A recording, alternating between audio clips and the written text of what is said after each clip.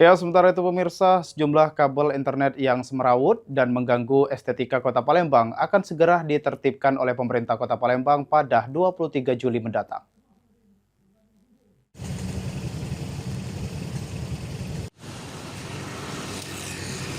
Tahap awal penataan kabel internet akan dimulai di Jalan POM 9.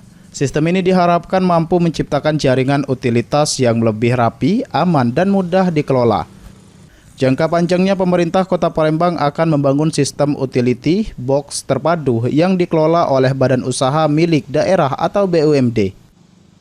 Penataan secara bertahap dengan memprioritaskan ruas jalan yang menjadi kewenangan pemerintah Kota Palembang, diantaranya Jalan Sumpah Pemuda, Jalan Raja Wali, dan sejumlah arus jalan lainnya.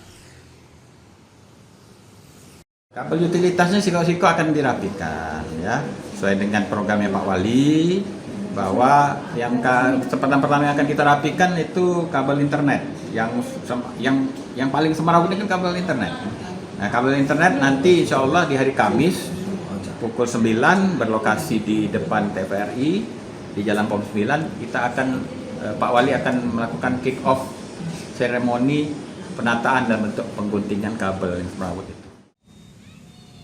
Dengan program ini, pemerintah berharap wajah Kota Palembang menjadi lebih tertata sekaligus meningkatkan keselamatan masyarakat dan pengguna jalan.